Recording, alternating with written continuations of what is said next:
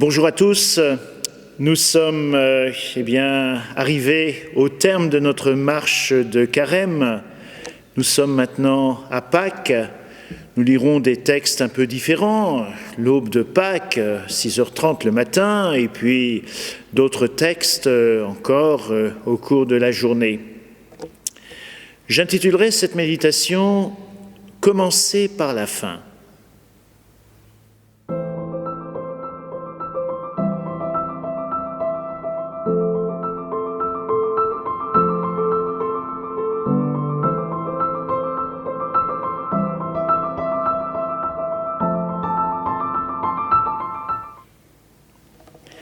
Je ne sais pas si vous aimez lire les livres en commençant par les dernières pages.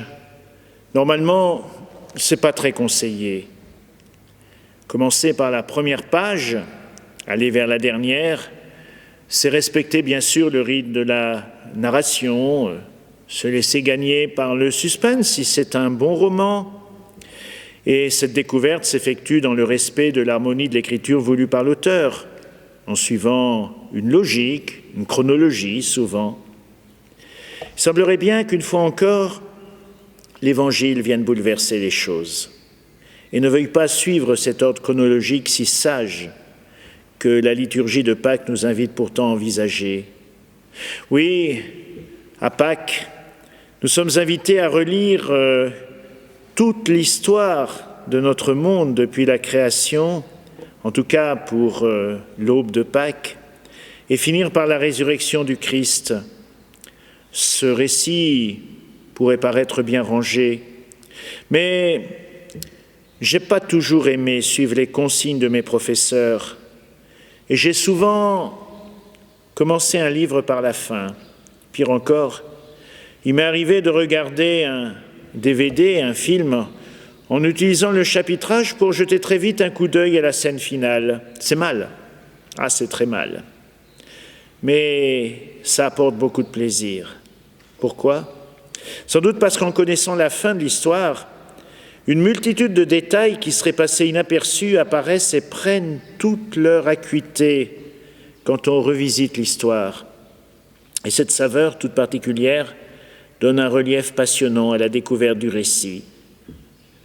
Les premiers chrétiens commençaient l'histoire de Jésus par la fin, en proclamant, comme nous le faisons aujourd'hui, et avant toute chose, sa résurrection.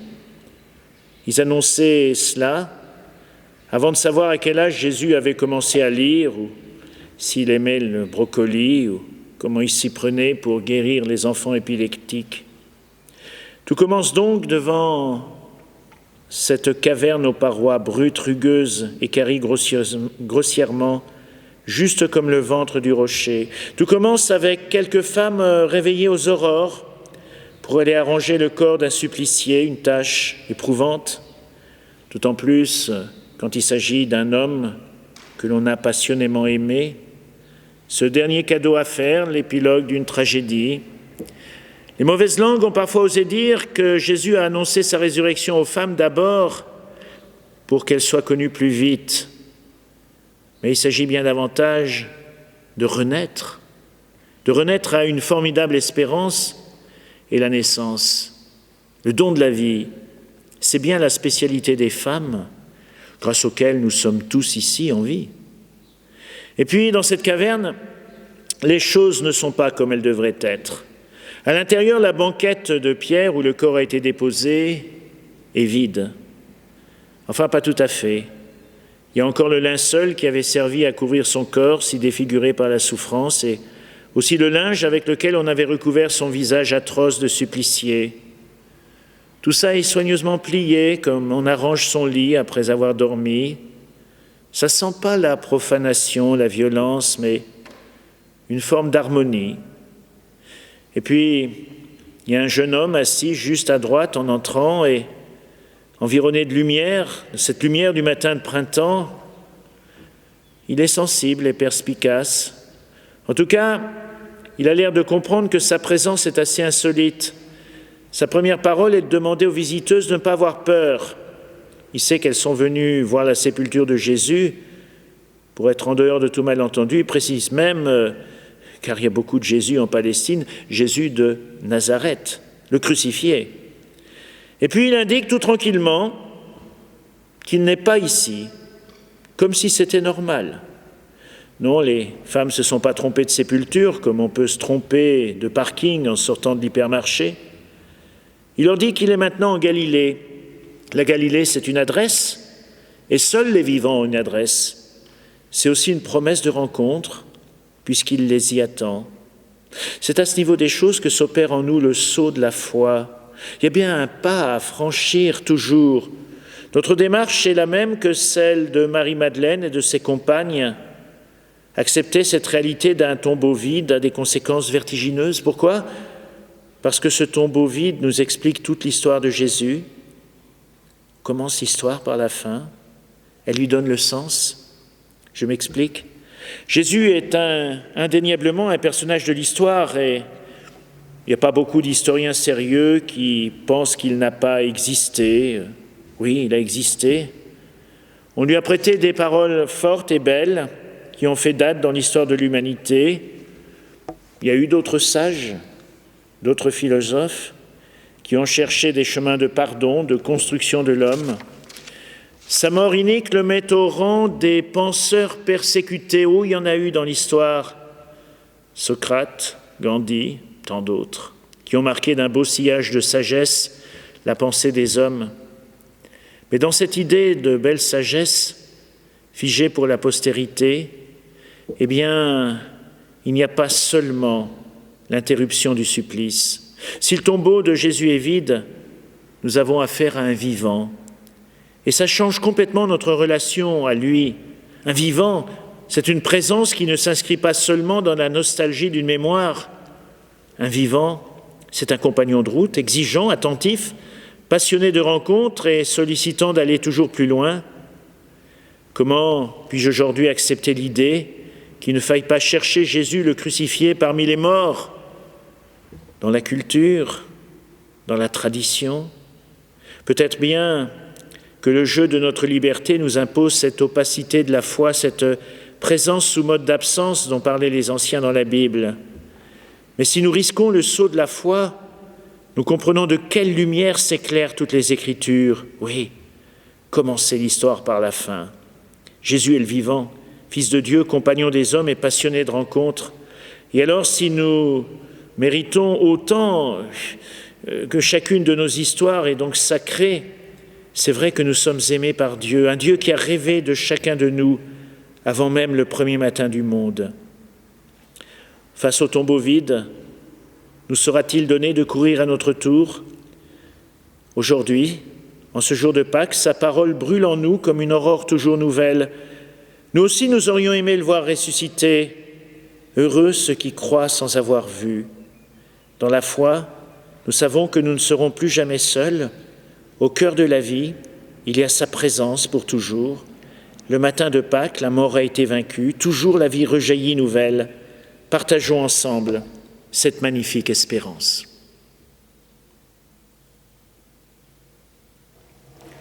C'est avec cette méditation que s'achèvera notre temps de marche vers Pâques.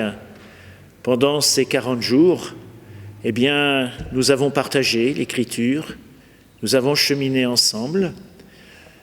Je vous invite bien sûr à découvrir d'autres présentations sur Parabolac, mais dans l'immédiat, ainsi s'achève notre rendez-vous quotidien. Merci d'y avoir été très fidèle ou de l'avoir rencontré de temps à autre.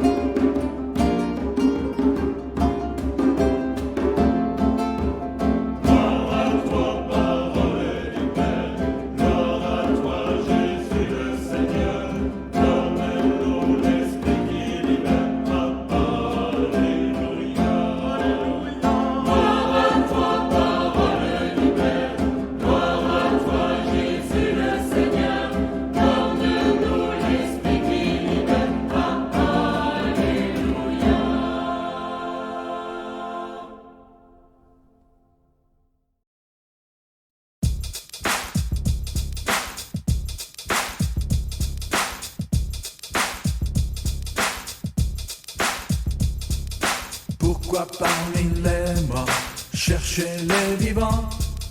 Jésus est ressuscité, comme la lumière du soleil levant. Jésus est ressuscité, alléluia. Jésus est ressuscité. Que la terre entière sache la vérité. Jésus est ressuscité. Comme la vie nouvelle qu'il nous a donnée. Jésus est ressuscité. Alléluia. Jésus est ressuscité. L'ennemi est vaincu, il est terrassé. Jésus est ressuscité. À lui la victoire, nous sommes libérés. Jésus est ressuscité. Alléluia. Jésus est ressuscité.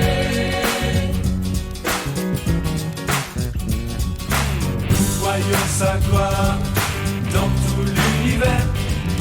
Jésus est ressuscité. L'image parfaite du Dieu notre Père. Jésus est ressuscité. Alléluia. Jésus est ressuscité. Acclamons Jésus, a vaincu la mort. Jésus est ressuscité. Dansons et chantons car il est le plus fort. Jésus est ressuscité. Alléluia. Jésus est ressuscité. Acclamons Jésus. Acclamons Jésus, a vaincu la mort. Jésus est ressuscité. Dansons et chantons car il est le plus fort. Jésus est ressuscité. Alléluia. Jésus est ressuscité. Pourquoi parmi les morts chercher les vivants? Jésus est ressuscité, comme la lumière du soleil levant.